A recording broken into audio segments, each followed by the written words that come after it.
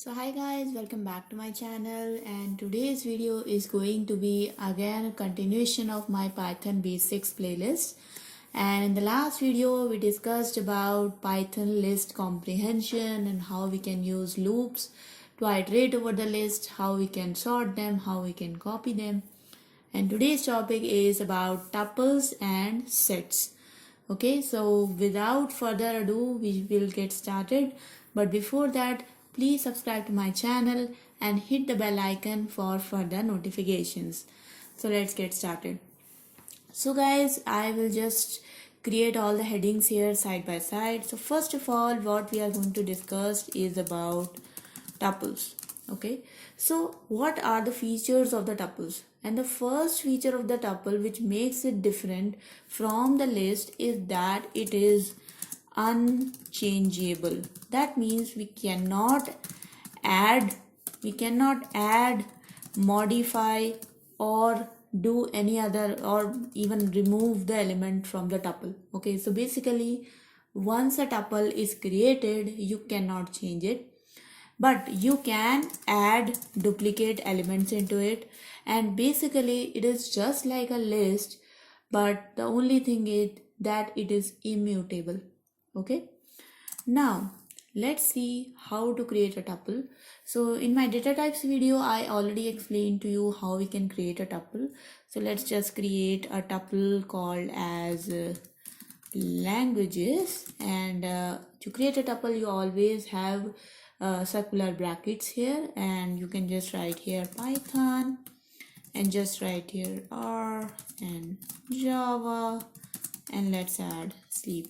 So you can see here now my tuple is created. If you want to print the tuple, just copy it and just hit shift enter, and you can see that is how your tuple is printed. And you can see here that your tuple is actually an ordered collection. So I will write here that it is an ordered collection, because in the order in which you added all the elements, that is the same order in which we are printing all the elements. Okay, now let's just also prove all these other features as well. So as I told you that we can add some duplicate elements into it, so let's add another element which is C++. So now if we print our tuple, you can see that there are two elements having the same value. So you can have duplicate elements in a tuple. But what if I want to add an element into a tuple, or if I want to modify an element? Okay, let's just try it. So let me see here if I want to print some element. So let's see this. So you can see that you can print any element of the tuple by its index. So basically accessing any element in tuple is exactly same as we saw in list. But if I want to change an element, so let's see if I want to assign here something called as C#. And now let's see, we got an error that tuple object does not support any item assignment. Let's also see if I want to simply try to add two tuples together. Okay, so let's see language. Let's create another tuple called as new lang, and let's try to add some more languages into it. And let's see, I add here, let's suppose C#, and also add here for example like Kotlin. So we created this tuple which is having some languages, and what I want to do is that I want to extend my languages tuple with this new lang tuple. So basically I want to concatenate both of them. Let's see if this works or not. No, because a tuple object has no attribute called as extend. Let's see if we can append an element. So append Kotlin. No, because we cannot append an element as well. And if I want to remove any element, so if I just use some function called as pop, which is quite common in list, you can see that this function is also not present inside tuple. So this is how I have just proved all the features of the tuple. So basically you see tuple is exactly same like that of list. The only thing is you cannot add, you cannot modify, and you cannot remove any element from the tuple. But if you want to change a tuple, the only way you can do that is by converting that tuple into a list. So let's suppose I want to remove an element. So removing from tuple, let's say I want to do that. So what you can do here is you can create a list. So languages list equals to, just convert the tuple into the list, pass it inside the list function, and now you can see that languages list is a list. Okay, and what you can do is you can simply assign this languages variable to a new tuple in which you can just remove the element from this languages list. So let me just remove here, and now you convert this into a tuple. So what you have done here is that first of all, to modify any tuple, you convert it into a list, then you modify that list and you pass that list into the tuple, and that is how you can actually modify a tuple. So now if I print languages tuple, you will see that I have actually popped out some element from it, and the popped out element was the last element which was added into the list. So the last element was C++, and this popped out element is basically assigned, is basically converted into a tuple. So if you convert this C++ string into a tuple, it will become into separate alphabets, C plus and plus. Or what you can do here is you can simply, if I try to easyfy this example, first you took languages tuple. Let's create this languages tuple. Now you converted that languages tuple into a list.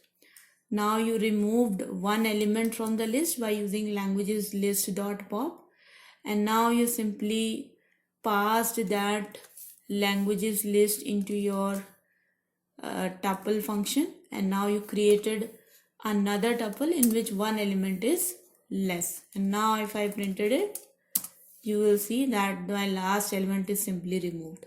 So all the addition, modification function, all the changing functions, just do that with the help of the list, and then you pass it again into a tuple, and that is how you can do all the CRUD operations with the tuple. So I hope that is clear to you. I won't be explaining everything in tuple because I have covered all the functions, all the things in Python list. So you can go back to my channel and watch the Python list part 1 video, and I think everything will be clear to you. Everything, like for example, if you want to loop through a tuple, if you want to iterate it, for example, I can just simply do like lang in languages, and then you can simply print it out, and you can simply do print lang. So all the loops and everything is exactly same, just like we did in Python list. So now I will just go forward to the next topic, which is the sets. And still, if you guys have any questions with the tuples, do place them in the comment section below and I will answer them to you for sure. Okay, now let's go to the set. So first of all, what we are going to discuss about some features of the set. So if you guys have studied mathematics in your schools, you definitely know that a set has certain properties, and the first property of the set is that it is an unordered collection. So in whichever order you are storing your elements in a Python set, you will never be sure that when you will retrieve those elements, the order will be the same. Okay, because they are not stored in that particular order. Another thing about set is that it does not allow duplicate elements. So what you can do here is that you can add duplicate elements in a list, you can add duplicate elements in a tuple, but you cannot add duplicate elements in a set. But how set is different from tuple is that it is changeable. So you can definitely add some elements in a set, you can remove some elements in a set. That you can definitely do. However, regarding modifying the elements, you cannot modify some elements exactly because you cannot access the element using their index. So you can see that in my previous example, I tried to modify the language's 0 index with some value and we got an error. So in case of set, you cannot access the element using their indexes. So because you cannot access the element using their index, you will never know that which element I am going to modify. So definitely you can modify the set as a whole. You can change the elements into it, you can change the number of elements into it, you can remove some elements and then you can add some elements, and all that thing you can do. But you cannot pick out an element by its index and then modify its value. So that is something you cannot do. Okay, I hope that is clear to you, and let's go forward with some examples and then we will be proving all these properties one by one. So the first property we want to prove is how set is an unordered collection, and for that we will just create a variable called as lang set here, and to always declare a set you use curly braces. If you guys have studied mathematics in your school days, you definitely know that in mathematics also sets are declared like this. So here I'm adding some languages in a particular order called as Python, Java, R and C++. But now if I try to print this language set, you will see that they are not printed in the exact same order that I mentioned. So it is pretty clear that Python sets are unordered, and definitely you cannot be sure that what element was added first and what was added after. Another thing what you can do here is you cannot add duplicate elements. So let me try to add a duplicate element here, and let's suppose I create this language set, and if you want to add an element in a set, it is pretty much same as that you used in the list. Just you have to use this add method, and inside this add method what you can do is just add some elements. For example, first I will try to add a new element here. So let me say I added C#. Now if I access this language.set, you will see that my C# element is added. But if I add here C++, and you see that C++ is already here. Now if I try to print this, you will see that C++ is not added again. So that is how we simply proved that a set does not allow duplicate elements. So that is the one property of the set which is different from the other collections we studied before. Now if you want to simply find out the length of the set, I think that is pretty much same for all the collection objects across Python. So just use the len keyword, and if you then just pass the collection object here, you will be able to print the length of the set. So in our case we have 5 elements, and we saw here that it is 5. And another thing is that which is again same for all type of collections, is that you can add any type of elements in this collection. So it is, in this case I added here all the elements are string, but let me just add a numeric element here. For example, I added 100. Now if I simply print this set here, you will see that 100 is simply added, and there is no such thing like you cannot add a particular data type or you cannot create a hybrid collection. Okay, so definitely that is possible. And for example, you want to convert any other collection into a set. For example, let's suppose say I create here lang list, and I created a list of items like Python, Java, and then let's suppose R, and I added Kotlin, and I add Kotlin again. Okay, so now you see that I have added Kotlin here twice. If I print this list here, you will see that both the times Kotlin is added to the collection. But if I want to convert this list into a set, there is a particular method just like list. We have a method called as set. And if you just add this list into a set and now you printed, you see that now we received a set out of this list. We basically converted this list into a set, and Kotlin is by default eliminated its duplicate element. So we only have Kotlin once in a set and not multiple times, right?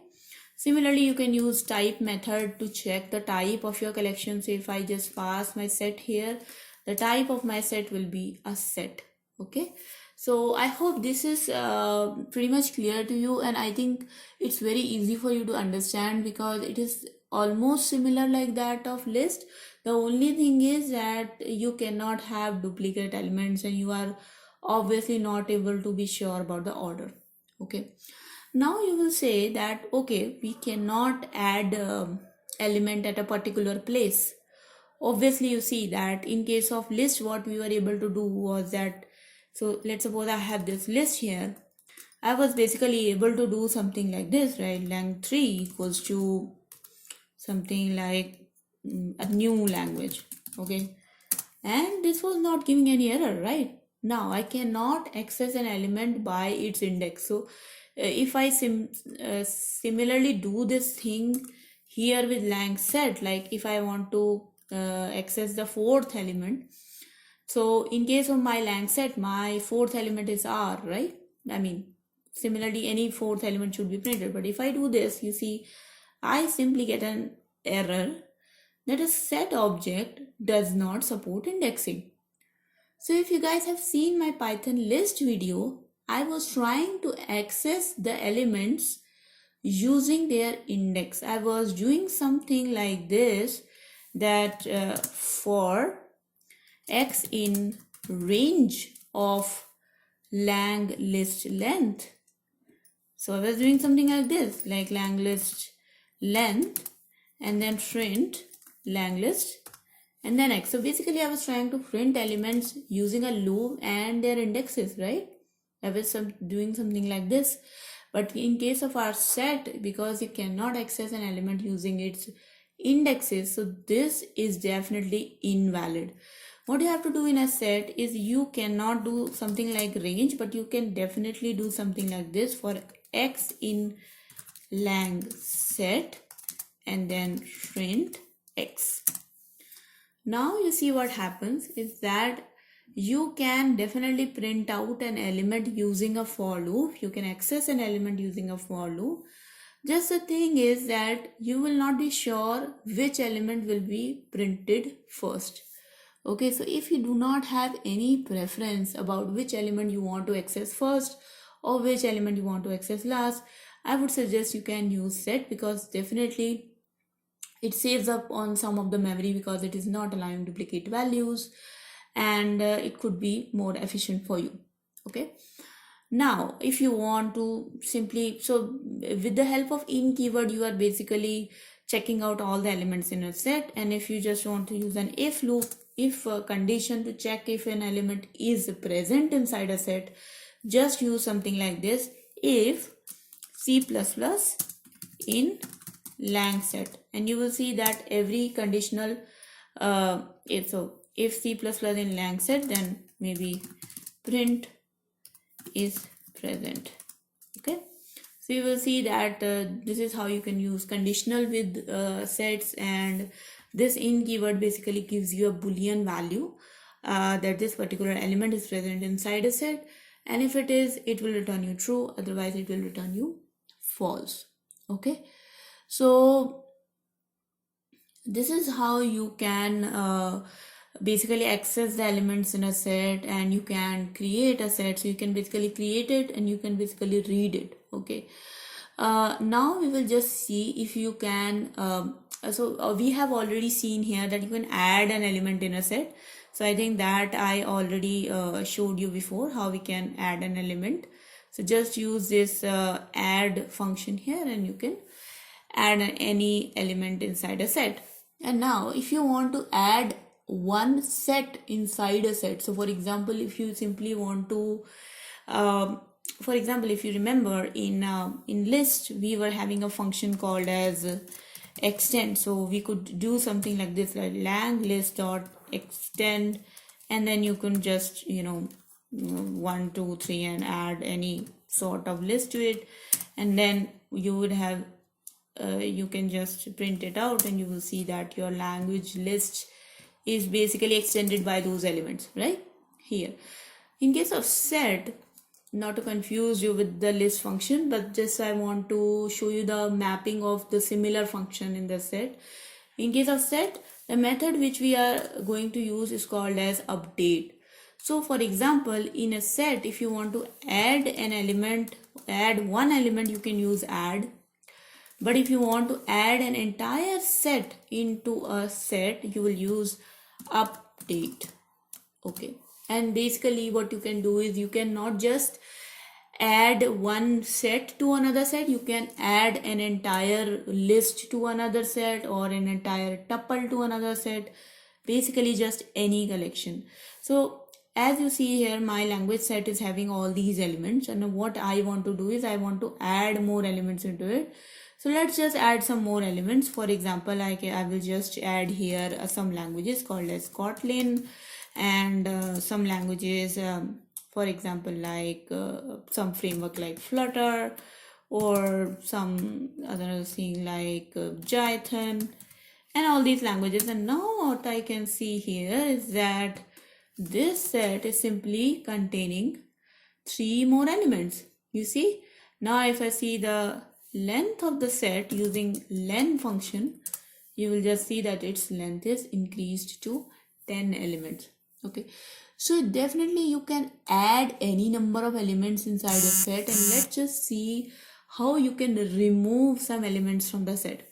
But before that, I will just show you one more thing, that you can use this update function to add set or any list as well. So here if I just convert the set into a list, you will still see that my set is same, because my set is just added with the same 3 elements. So because set does not allow duplicate elements, it didn't add all these elements again, but there was no compilation error when I passed a list inside the update function.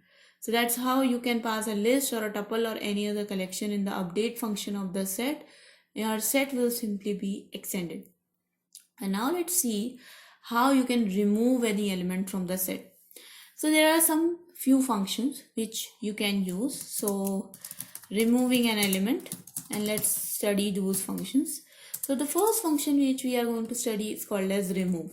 So what you can do is you just write here remove, and you cannot access an element by its index, but you can definitely access an element by its value.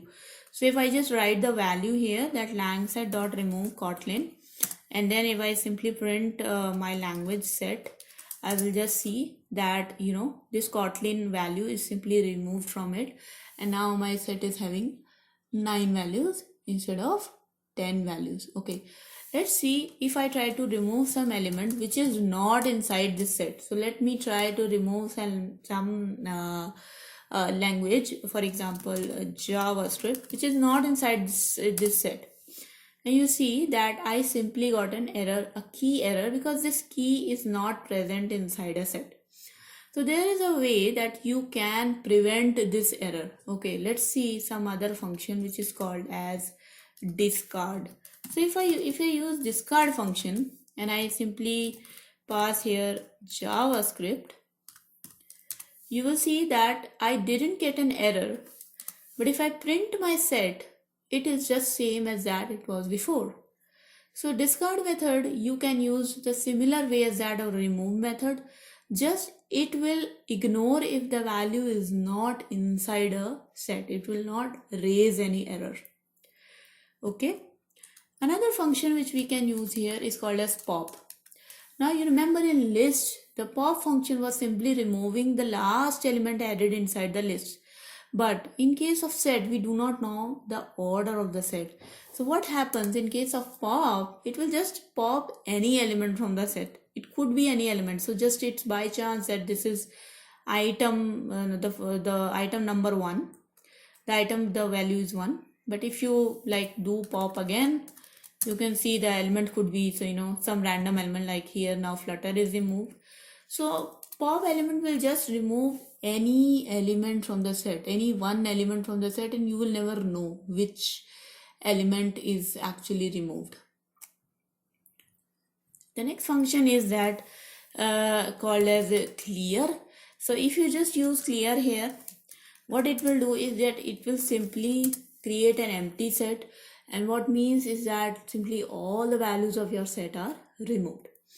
If you use del keyword, then just like the list, it will simply remove the existence of the set variable, and now if you print the set variable, it will simply say that this variable is never defined. So these some of the functions are same as that of list, but definitely some of the functions like extend function is not here. We have update function, and yeah, so some functions are similar, but some are definitely dissimilar. Another thing which I won't be covering in the set is for the looping of the set, because loops I think I have very well explained in tuples and lists. So they are basically same as that of list and tuples. So that I won't be covering. But the last thing in the set which I definitely have to cover are called as the joins, because if you remember, in case of mathematics, we used to create some sort of Venn diagrams in our school time, and we had some sort of set functions called as union, intersection union, difference of the sets and all that. And believe me, you can perform all those functions with the Python set as well. But let me just give you few examples how you can do that. So first of all, we will create two sets here. The set will be created as A, and one set will be called as B. Okay. But I hope all the CRUD operations are clear to you. So you can now create the set, you can read a set, you can never update a set. So instead of updation, you can do everything which you can do in the list. Okay.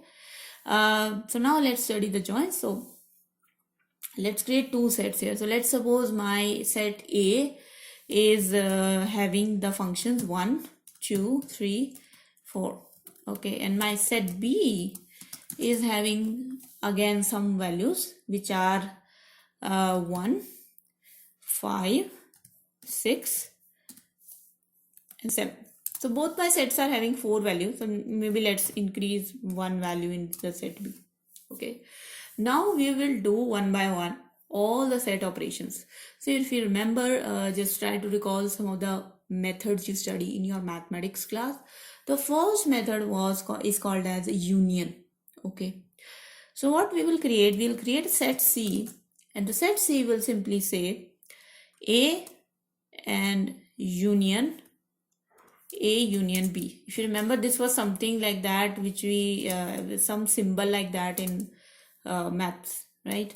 But in case of Python, obviously you cannot use AUB. You have to use something called as A union and just pass B here.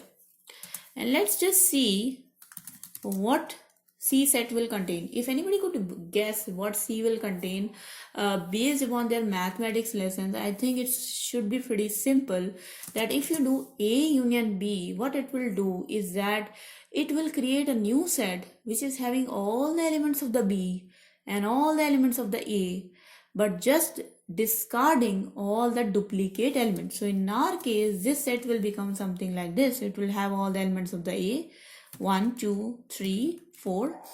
Now all the elements of the B, but we cannot include 1. Why? Because 1 is already there. So we will have 5, 6, 7 and 8. So here we will have 8 elements, 1 to 8. You see, this is how it is simply created. So exactly same as we used to do in mathematics. Okay. So this is the way that you can, so as I told you before, that we were trying to extend our set with list or with the tuple or with the set. We were simply trying to increase the number inside the set. So that's how you can use update function also to simply increase the elements of the set. And you can also use union. Okay. So actually both union function and both update function. So you see that both union function also did the same thing and the update function also does the same thing. Okay. Now let's go to the next function here, and that is called as intersection update. Okay. There is one function called as intersection, another function is called as intersection update, and I will just tell you the difference between both of them. So let's just see that we have two sets here, A and B. And if somebody could tell me the intersection of these sets, so A intersection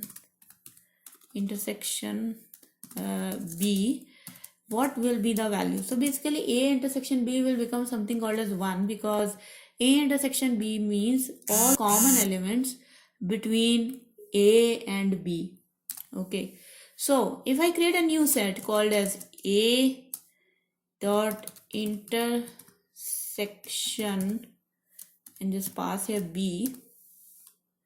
Okay, sorry, maybe I have A intersection B, then what will be the value of C? 1, right? Because intersection means to simply have all the common elements. But you see what is happening here. This union function actually combines both sets and give me a third set. It didn't change the A set and the B set. Similarly, this intersection function also combines both the sets and gives me a third set, C. It didn't change A and B set. But what if I want to simply store this result into my set A? Then comes the function called as A dot intersection update. And now what if I do this? And now if I print A, you will see that my A set is actually converted to the result of A intersection B.